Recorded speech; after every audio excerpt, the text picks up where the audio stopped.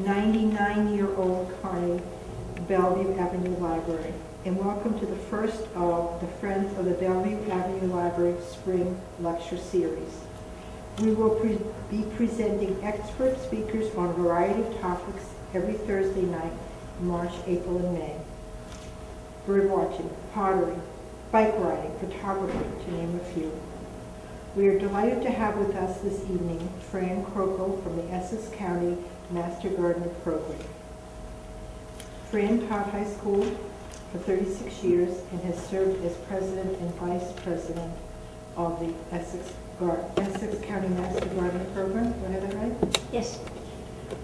Before Fran begins, I would like to mention that the Friends of the Bellevue Avenue Library is a nonprofit organization whose aim it is to keep this library vibrant and wonderful.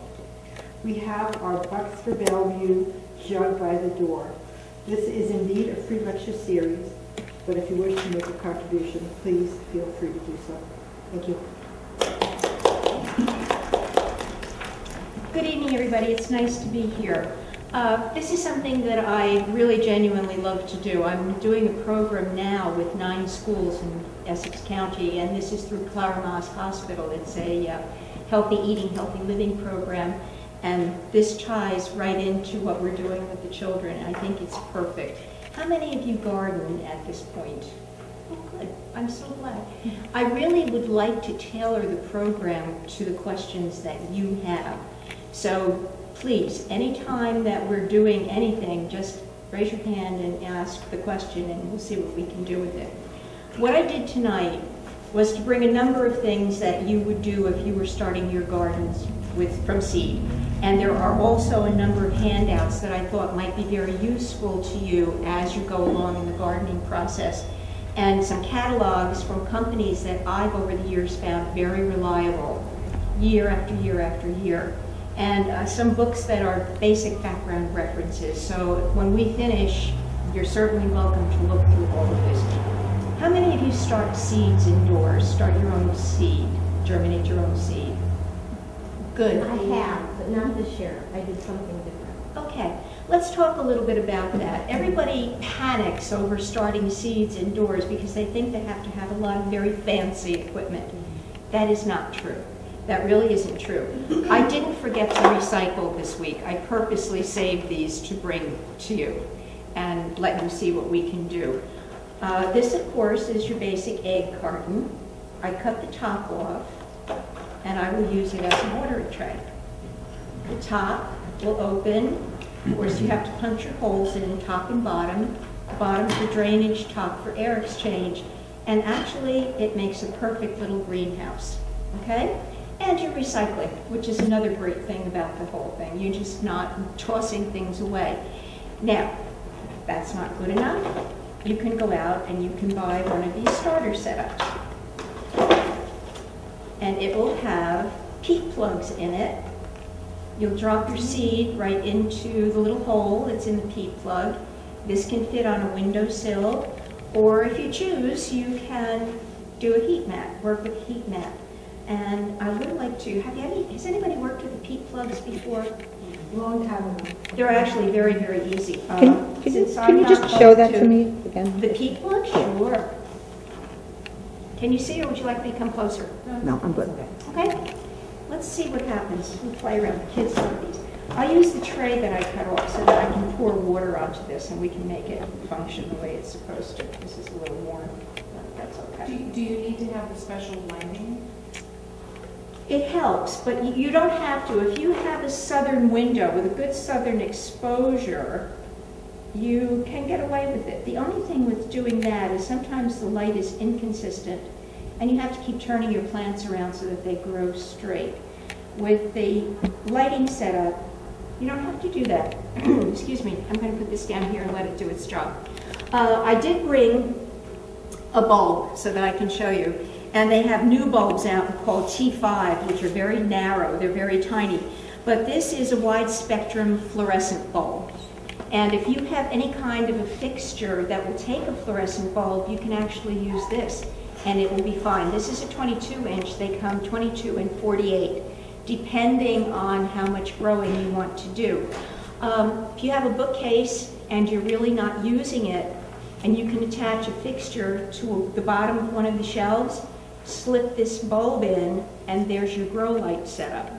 It's very, very easy, and it does extremely well because it's even light and it keeps the plants growing evenly, and it keeps them from drooping and falling over. The trick is not to put the light too far away from the seedling that's growing, because you don't want it to get tall and spindly. With a pepper or a tomato, you want to keep it a short, blocky plant because it makes a stronger stem. So if you have the bigger grow light and you happen to have a shop light that you've put up over a table or a work table or whatever, if you put it on chains, or I use S-hooks because I have a very small space, so I've screwed the S-hooks into the bottom of a shelf, and I have any number of them, and I start out by having the light anywhere between 4 and 6 inches above the seed tray. And then as the plant grows, I'll take an S-hook off and keep that distance and keep moving the light upward. And by the time it's ready for transplant, you have a nice, strong, straight plant, okay? The other thing that I found that helps a great deal if you don't have a really warm place is a grow mat. Now, this happens to be a grow mat that will accommodate one tray, okay, such as this. This is the kind of the top of the line, if you would. This is from a company called Lee Valley, but if anybody gets the Gardener Supply catalog, you'll find it there too, in a different format, but they're all the same principle. Let me see if I can get this apart, and I'll show you. This is very good because it helps remove the possibility of overwatering. And overwatering can be even more damaging than not giving the plant enough water. Okay? Now, we have the tray, which fits in here. And this is a wicking mat. And you set it in here, fold it down.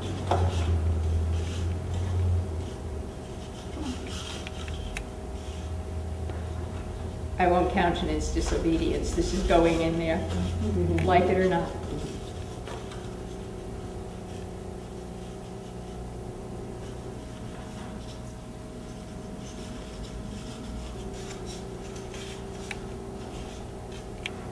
I'm just going to fold this over since this is for demonstration purposes. We set the tray in here,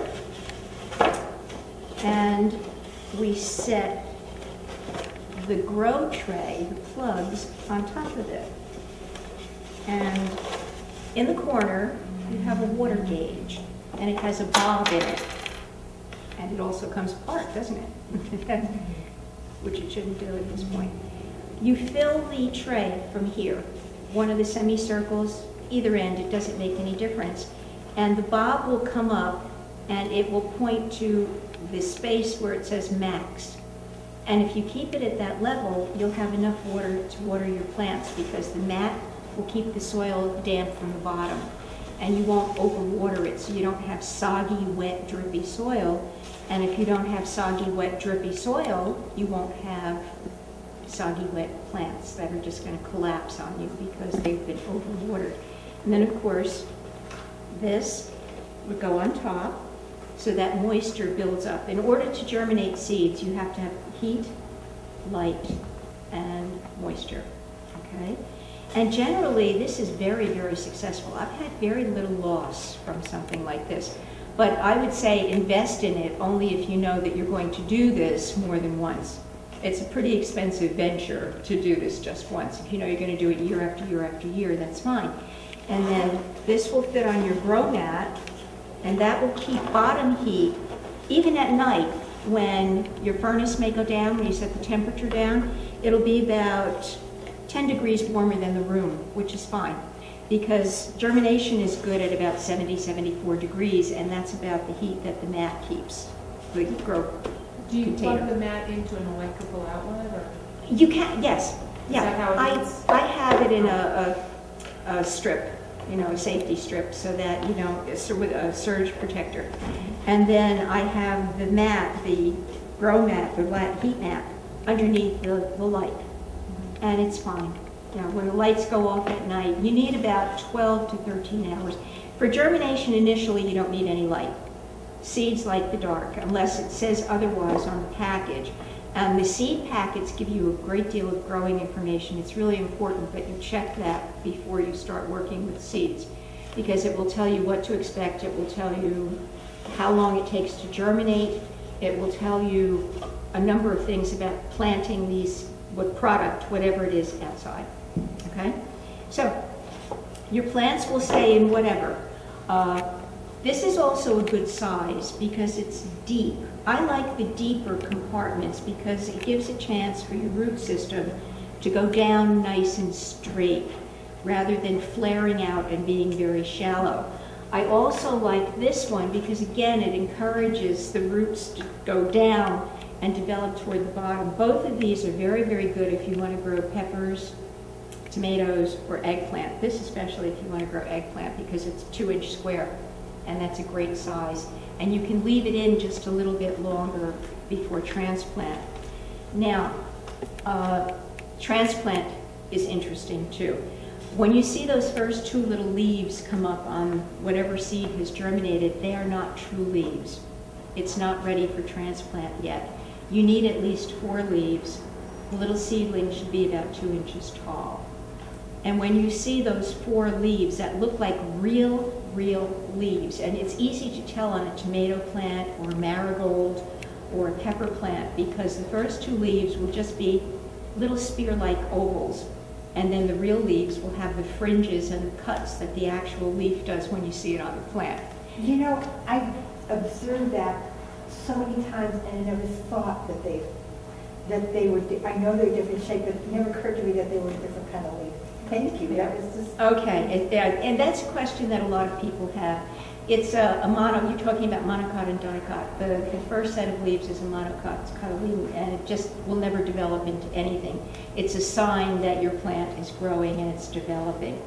Okay, when you grow your seeds, and I brought some with me, we'll pass it around just so that you can see and feel the difference between germinating soil and the transplant soil or garden soil.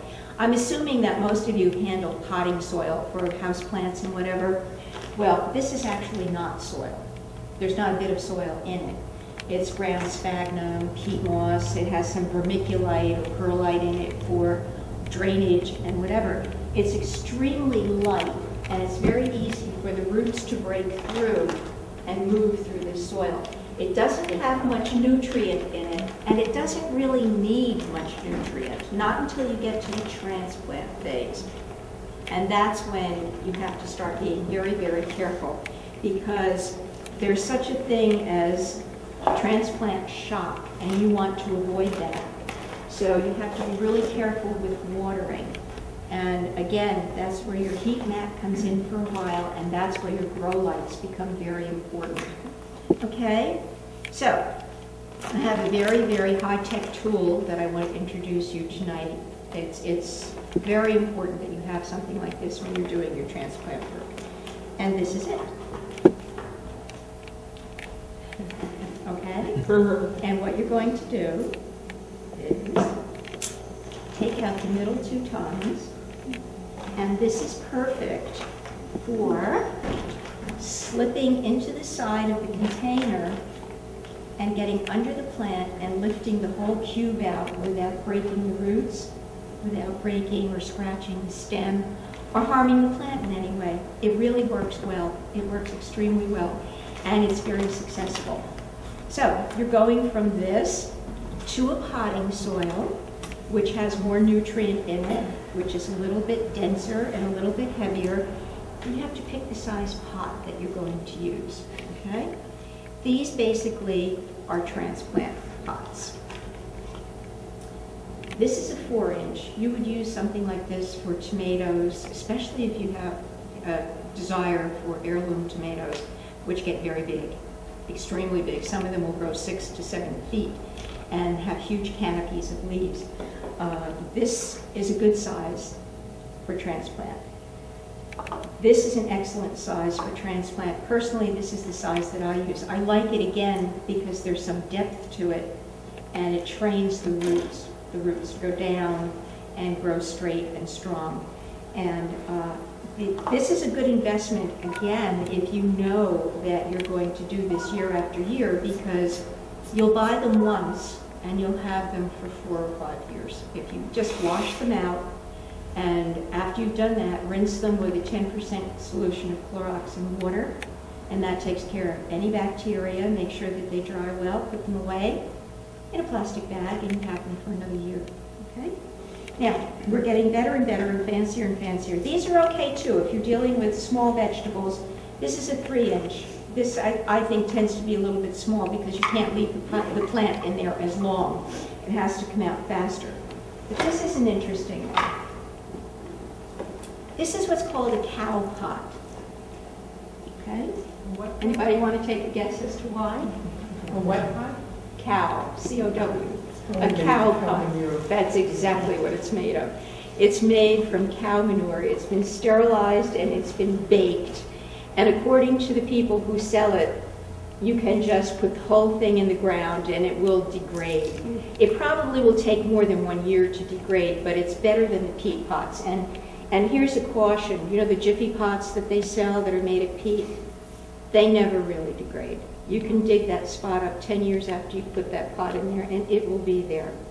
So if you want to try the cow pots, they do break down, but it takes a while. And just a hint, before you put it in the ground, slash the bottom and also slash the sides so that the roots can come out and get into the soil, okay? And you will have a stronger, healthier plant if you do that. It's sterile, I promise you. Would you like to pass it around? I put cow manure in my gardens every year. Where do you buy cow pots?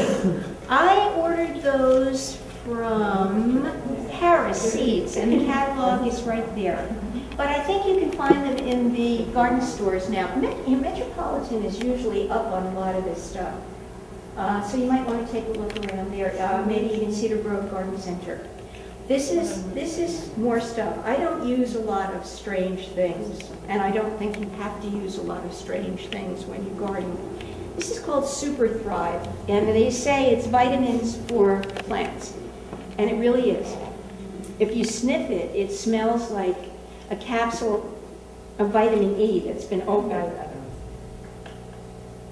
Familiar? Does it have a familiar smell? Try. We can smell it from here. It certainly does. Yeah, it almost smells like a capsule of vitamin E that's been cut open, or the oil that's been spread around. And you really only need a couple of drops. This is excellent on transplant to help prevent transplant shock. What is it called? Super Thrive.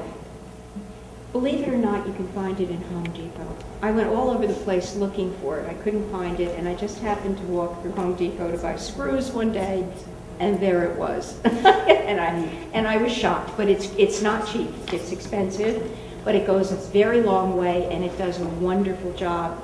You can even use it on houseplants. You know, houseplants that have been in pots for a very long time, they could use a little help. And you can use it in conjunction with your fertilizer, your houseplant fertilizer. But a few drops of this when you transplant, very, very good, and really does help block transplant shock. Now, just a word about handling the soil. A lot of us who didn't know a whole lot better at one point put the soil in, put the seeds in, and then put the water on. That's really not always a good idea, because with water, you can move your seeds around and you don't know where they are, what's gone on, and what happens.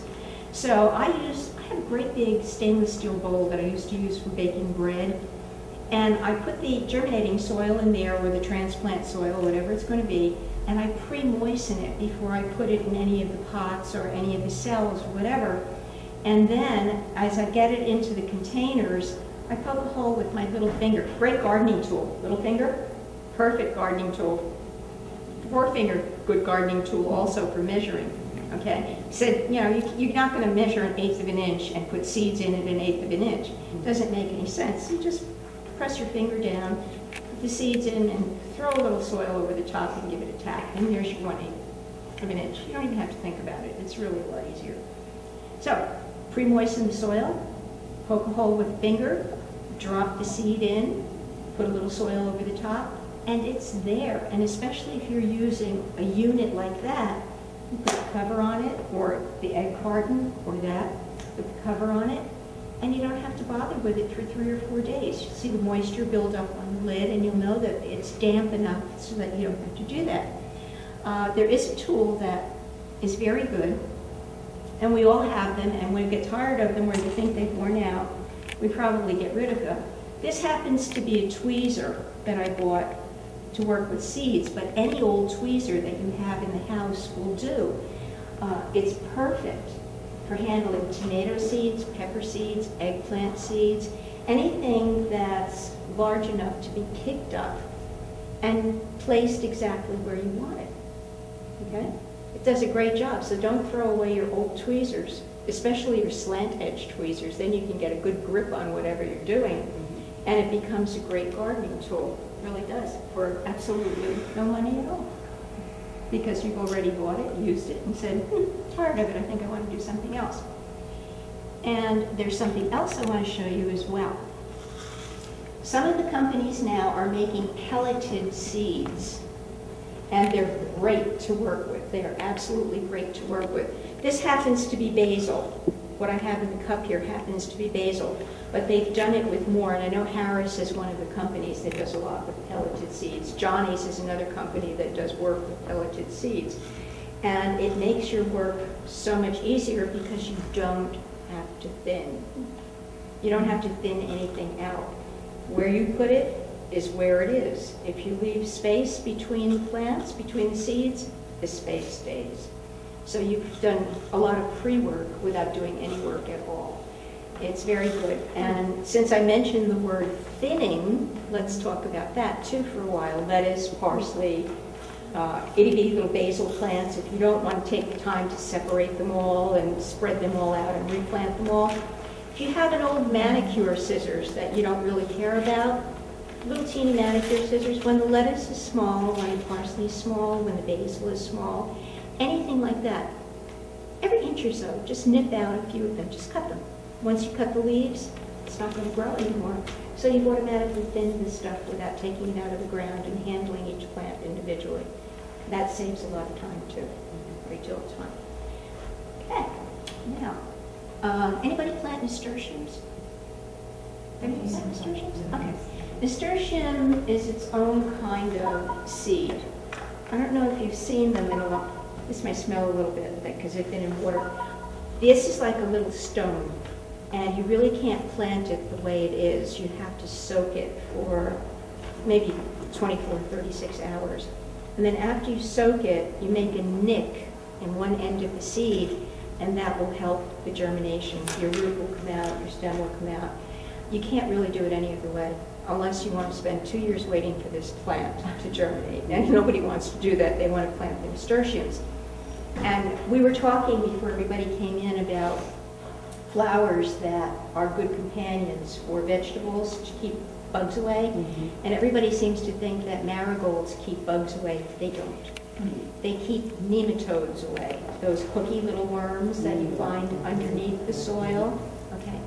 Nasturtiums will keep aphids away. It's one of the things that's good. So if you have anything planted, like tomatoes that will draw aphids or other things, it's good to plant some nasturtiums, but not too many.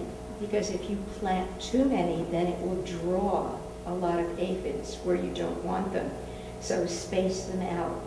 And put the marigolds in the garden because you don't know if there's a nematode or two running around. Plus they look pretty. Plus they're edible. And so are the nasturtiums. They're edible flowers also. So you said to nick the seed? Yes, I'll show you. And then you, right after you nick it, is that when you plant it? Or you just nick it on the tree? Yeah, I would put it into one of the grow cubes. In fact, for the nasturtium, I'd let it grow in here for a little bit, and then it can go right from there into the ground. Let's see. This had strawberries in it. And the reason I brought it is that you need the exchange of air and you need drainage. Well, everybody said, how can you possibly plant anything in here? It's got slits in the side and slits on the top. Well, it's already created your drainage and your air exchange. All I do is put a piece of paper toweling in the bottom. It will hold the soil in, and the extra water, if you do heavily water it, will drain out. So it's just as good as anything else, okay? Now, let me nick a couple of those seeds for you and show you what I mean. I'm going to come over here to the edge of the table and try to work at the edge of the table, okay? This is a very handy tool also. This happens to be a grafting knife, but I use it generally for gardening. If you want to take an epithelial layer and the outside layer off a stem like rosemary and try to propagate it, the blade is extremely sharp and you can slice down and get a very, very thin slice and you won't harm the plant. So this happens to be a very plain one. It's not the Boy Scout knife with the 1,000,003 blades and the can opener and the whole big thing. But this really serves its purpose. It's an excellent tool for gardening. Okay, let's dump a couple of these seeds and I'll see if I can show you what I'm talking about here. I'll use the bigger ones. Just a small nick, just a little cut, a tiny cut.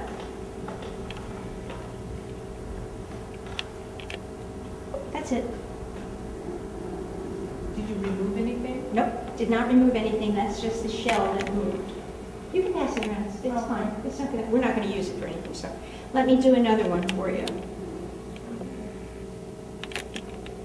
I couldn't see what you were doing, so. Okay. I'm looking in mine. Do you want to take that? Oh, should we get it? I really can't do it. I can't hold it in my hand and do it because I have to hold it steady. Let me do it. Is it better on the table? I promise not to cut the table. I promise. I do it this way? Stand on your head if you. No, that's not going to happen. That's not going to happen, dears. Not tonight. All right. Okay? Just put that little nick in it, and that will help it open up, and that will help it to grow. That's really basically it is. It is. And of course, they will tell you about soaking the seed. That will be on the back of the packet. And there are different types of nasturtiums. There are the types that will grow upright, that will trail, and that will climb. And it's a lovely flower in addition to doing hard work in the garden. Yes?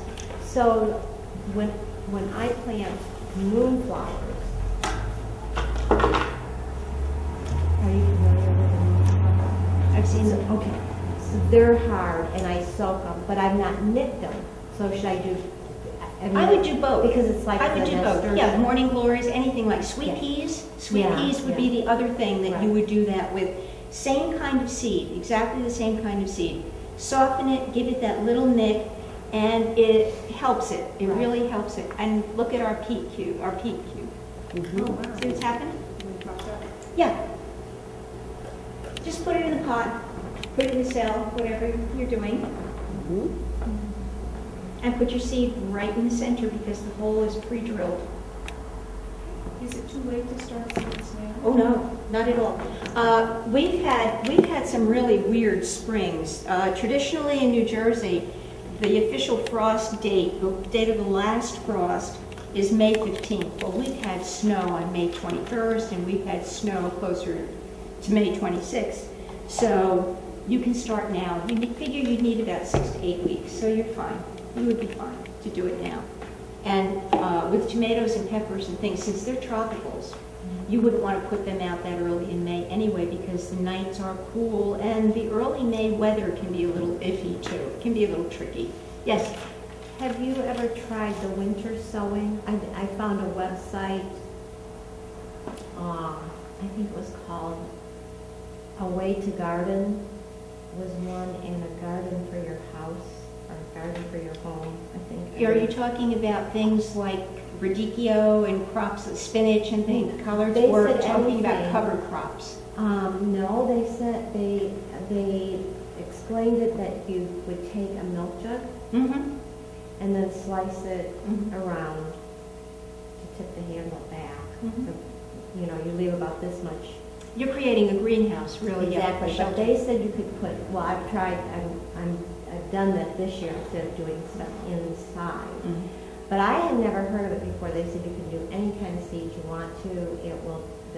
And the two people that, I think they are in New York, it's New York State, so, you know, that's... Where it's cold. Right. So I did do the moonflowers, because they do take generally a long... They do take a long time, and Yeah, so do these. And then I just tried a few other different things, some common chives. And, Were you successful? well, they said you could start it in December and put them out in your garden, and you tape it around there, and then it just makes its own little greenhouse, and it's just like a seed that would start from. Yeah, you'd have your sun, you'd have Right. your light, your moisture, and Yes. your soil. And so but I didn't get mine started then. I didn't find the website until February. So No, I actually haven't tried that. I've read about it, and you're the first person I've spoken to who has done it. Well, all the years that I've gardened, I've not ever heard of that way to do it. But I came from down near St. Louis, which we have much milder winters. Yes. And longer summers. Well, St. Patrick's Day is coming up, and traditionally you can put peas in around St. Patrick's Day, maybe the week after, 2 weeks after. Outside? Peas. Outside? Sugar peas. Ooh, Green that would be peas. fun. Yeah, you can.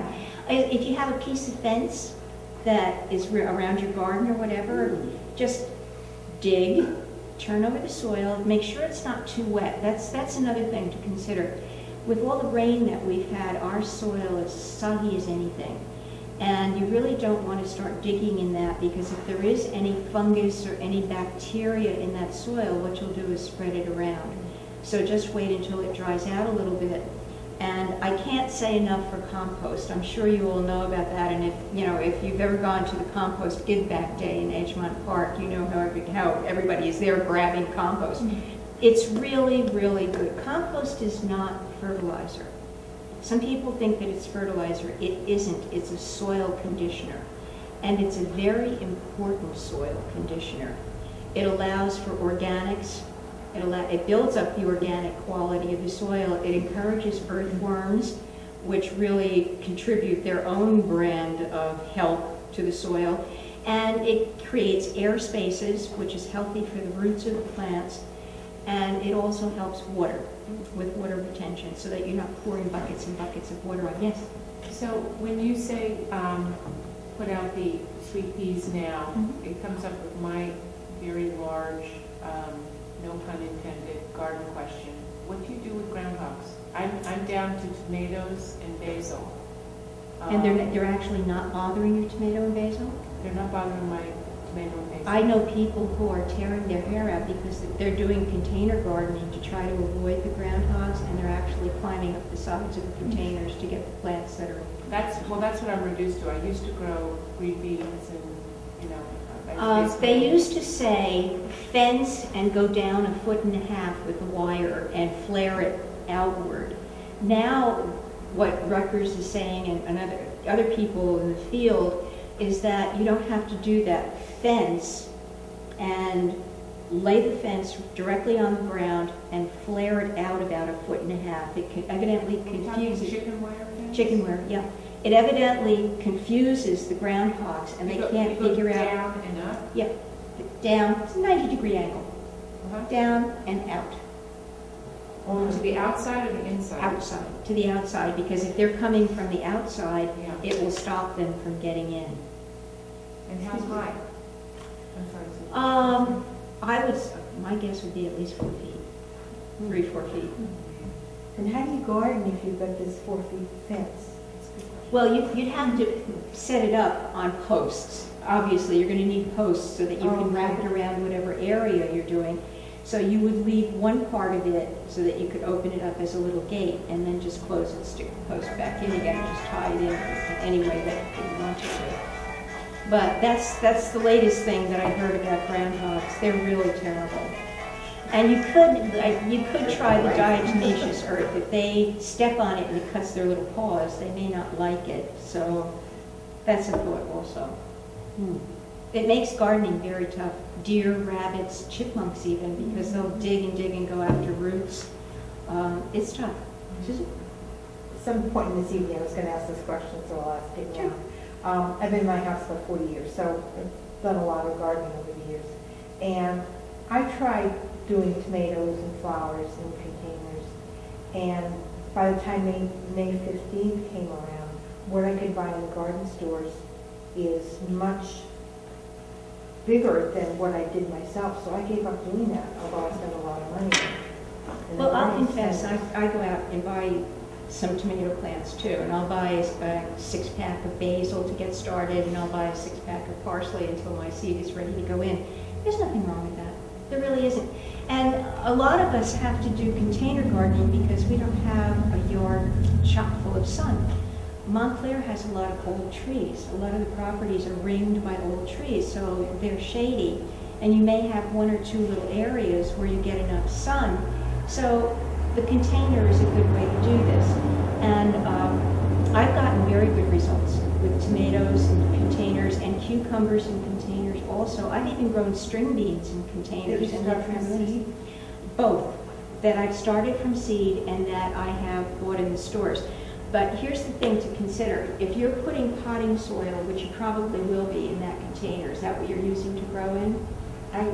Or buy gardens, or if you're buying whatever. I dig it out of my garden, and then I mix it with vermiculite and peat moss. Okay, that may be a little bit heavy, but you can do it, but you're mixing it. That's a good thing. Also, whatever you are doing in that container, make sure that 1/3 of it is compost, okay?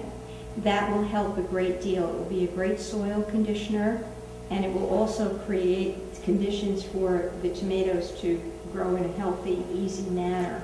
And I do one more thing. When I plant my tomatoes, I put some fertilizer in the hole with them. Now, you know blossom end rot, that black spot that the first tomatoes get sometimes when you get you're waiting and waiting and waiting for this little green tomato to turn red, and it looks beautiful until you look at the bottom of it and there's this little teeny black spot right at the bottom. That's because of a calcium deficiency. Okay? So some people save their eggshells and just grind them up until they're very, very fine, put them in the hole with a little bit of fertilizer, and plant the tomato. I use a combination of things. Jonathan Green makes something they call Magical, M-A-G-I-C-A-L. It's a combination of fertilizer and calcium, and they did it primarily to help stop blossom end rot. And you can also get, from some of the organic companies, liquid calcium that you can pour into the soil once you've planted the tomatoes. And peppers would be the same thing. They would get that same thing. Eggplant could also do that. And when I set up my soil for the containers, I'm glad you asked that question. I'm glad you made the comment and asked that question. When I set up the soil for my containers, I don't take the soil out completely every year.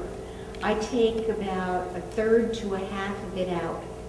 I put new soil in, I put compost in, and I also use worm castings. Okay, this is what the little wormies leave behind as they crawl through the soil. It's a great source of nitrogen, and if you're gardening in containers, you tend to lose nitrogen because you have to do so much more watering. So in a container, you're going to use a little bit more fertilizer to make up for what's lost. And this is good because it doesn't burn.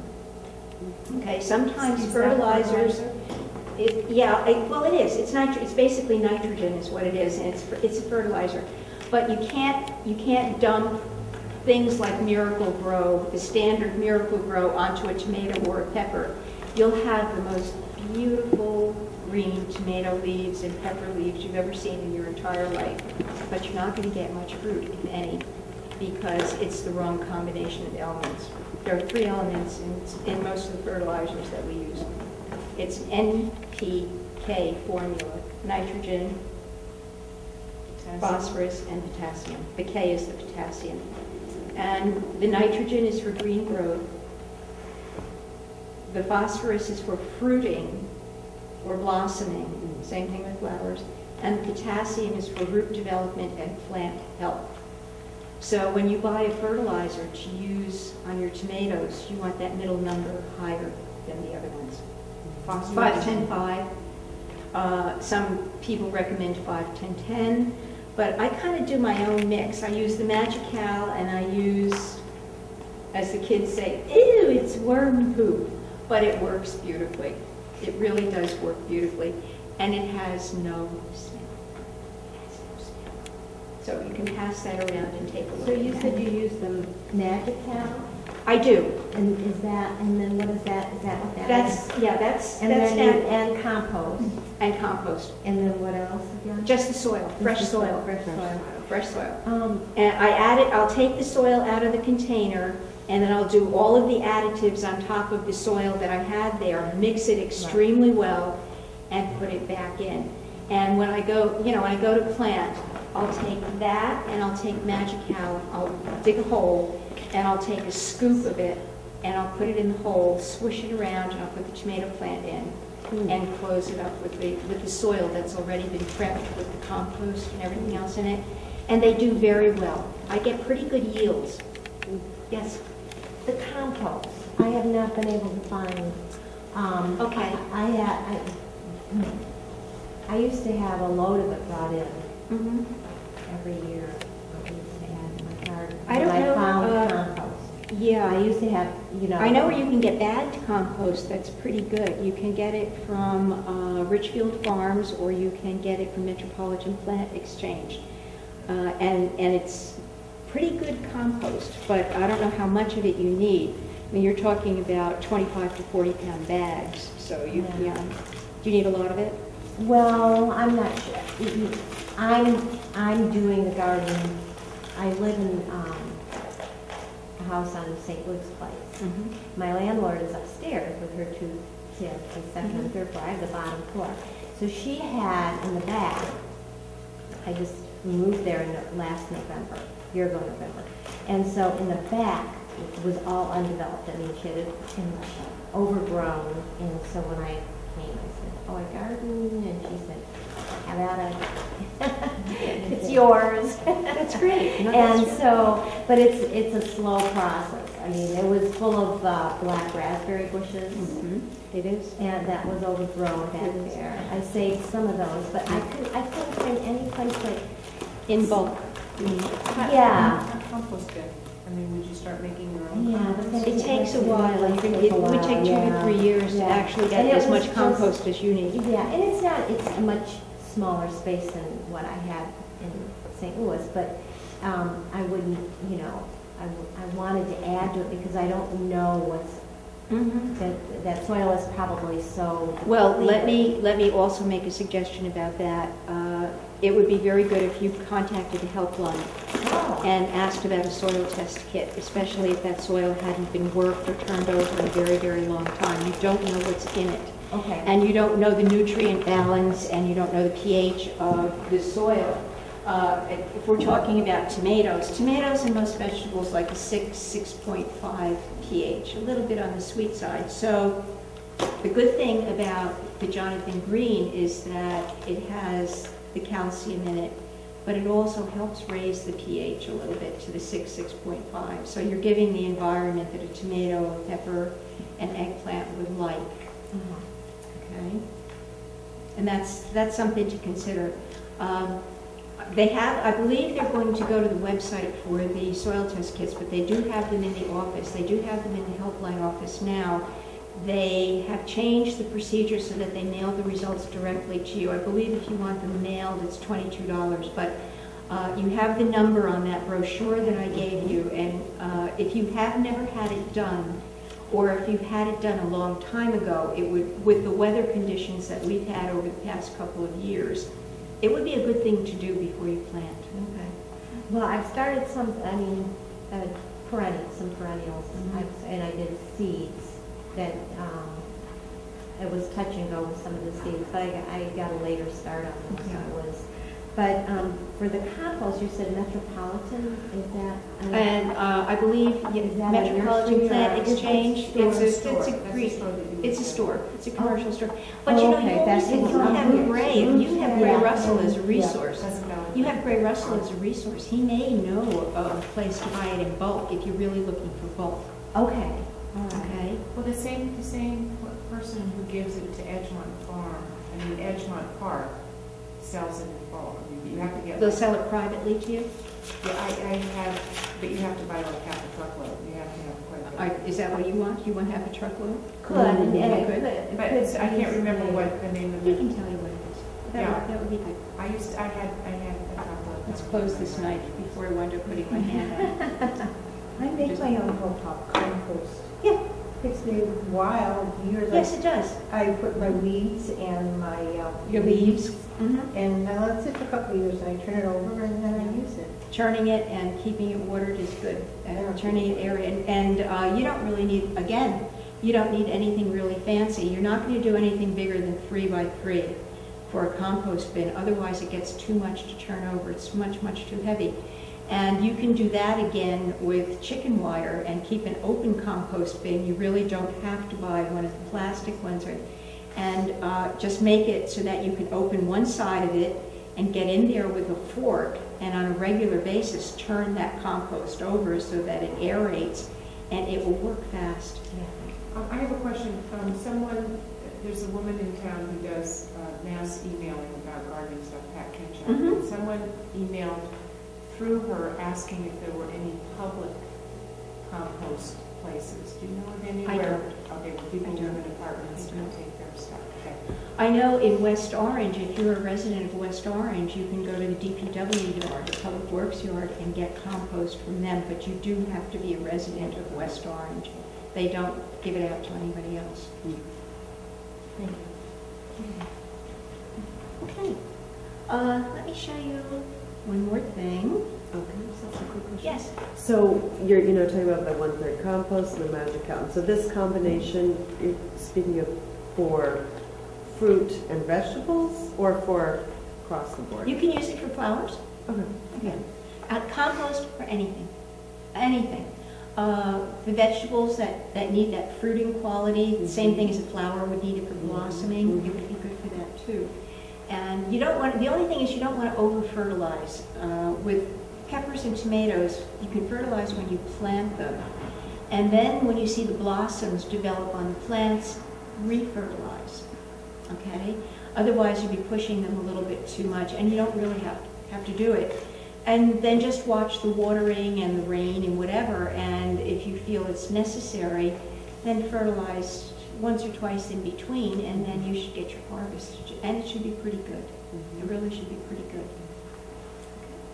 Now, if you're doing herbs, you don't have to worry about anything. The crummier the soil, the happier they are. Really. I mean, lavender does not like growing in rich soil. It's used to growing in flinty, rocky soil. Yeah. I mean, that's one of the things you, sun, absolutely. Sun, but rich soil, no, you really don't need it. And it's very good to intersperse herbs with your vegetables too. Does very well. I plant garlic near my roses and near my tomatoes.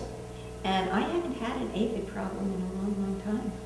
Now, I attribute it to the garlic. That may or may not be true, but there are other things growing there as well, thyme and rosemary and chives. But they help. Besides, they're kind of pretty. They are really nice border plants. They do well in the garden. Okay. Any more questions? All right. I think I've probably bored you enough. Hardly. I have one Yes. question. Is it too late to prune trees? No, it isn't. Actually, this is probably a good time to begin. Okay.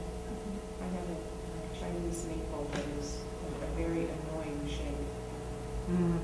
The trees have had a terrible time with the storms that we've had. It's really very sad. They've taken a terrible hit. And follow-up question, is there any time that's bad to prune shrubs and trees? Well, you may not want to go into the heavy summer because, or you may not want to, if you see the buds and blossoms starting to form, even if you think you're going to get in one fast snip before you don't prune them, just don't prune them. It depends on what you are pruning and when it blooms, okay? I'm talking about shrubs that don't bloom. Oh, no, that's okay. You can prune through the summer. Thank you. And shape, which is probably what you're doing, renovating and Yeah, shaping. and I've been saying, I'm doing it today, so thank you for telling me this. Right. It's Well, okay. let's take a U, for example. You can cut a U back about a third, and it doesn't really honestly matter when you do it. And in about 2 years, it will fill in again, too. And it will never know that it's been That's snipped. exactly it. Right. Yeah. My U's are looking a little raggedy, too, and I think it's the weather that we've had. Yes? You were going to show us one more thing. I was going to show you one more thing. Did I show you this? No. This is very good. Trellising vegetables is excellent. I mean, I grow cucumbers in a container, so I put a trellis in the back of it, or a wire frame in the back of it, and just to kind of anchor it a little bit, I use this to tie up tomatoes. I use it to tie up other vegetables. I love it because there's a very thin wire in here, but it's a rubbery covering, and it doesn't scratch that epithelium. It doesn't cut through the layer. You can find it in the garden stores now. I used to have to order it through a catalog, but the garden stores are carrying it now too. Okay? And it actually lasts more than one season. I just left it tied on my tomato cages, and it's still in good condition. It's flexible. You know, you can put it as tight as you want it. You can put it as loose as you want it. It's a good investment. It's really a good investment. It does very well by the vegetables. It does no harm. Are there any other questions? Now, this is a good time to start looking toward putting in spinach, kale, lettuce, parsley. They like cool weather. And peas, we mentioned before. They like the cool weather, yes. What would you grow in the, what vegetables would you grow in the shade? Like In the shade, Any? lettuce grows, lettuce will take some shade. Oh, yeah? Yeah. Actually, it doesn't really like scorchy sun. It doesn't like, it's thin-leaved and it dries out. So you can put some lettuce, especially the leafy lettuces, the mesclun mixes and things like that. They'll handle shade, semi-shade. Yes? Is it more advantageous to start seeds indoors as opposed to doing it outdoors? Depends on what it is. One of your handouts addresses that. I wouldn't bother to start string beans inside. Some people do. I don't even bother to start cucumbers inside. I just wait until the soil warms up, make a little hill. Same thing with the beans. Make a little hill, put the seeds in, and in 3 to 5 days you see them breaking the ground. We're talking May. I'm talking May. Yep. And do they catch up with this part? Oh, yeah. You'd be surprised. Within 2 weeks, you'll see them looking like they have real leaves and they're starting to move, and those little tendrils come out and they start reaching for the wires that are there. It's very good. Thank All right. You're very welcome. Now, there are handouts on the table. Please help yourself. They really go along with everything that we talked about tonight. And this, I want to point out to you, this is a planting chart. When, okay? And how long to expect to have to wait. Yep. And this is actually growing your own vegetables from seed. This is an older handout, but it's still a very good one. It's suggestions for the kinds of seeds to buy for growing in New Jersey. All right? And tomatoes are a biggie, we know. Jersey tomatoes are famous. This is growing tomatoes in the home garden. And this addresses the problem of the blossom end rot that we were talking about before. And this is also interesting. This goes along with the idea of companion planting, using plants together to keep bugs, et cetera, away. And there are a couple of books that I would like to recommend to you. Companion planting, okay? And these you can find anywhere. Louise Riotti, I think they've been through multiple printings. This is a garden diary or garden handbook. It's a record of what you're doing when. You can do that on your own. But this is an interesting thing to have, especially if you do a diagram of what you've planted. because you'll rotate it. You will not plant the same thing in the same place every year, especially if you're having problems with nematodes, you're having problems with other plant pests. And this is a very old book, but you may be able to find it, old meaning 1993, okay? You may be able to find it on Amazon. It's an excellent general overall how-to book on gardening, okay? So please feel free to come up and look. These are the catalogs that I've brought for you to take a peek at, because these are the companies that I find to be very, very, very reliable. And have at it.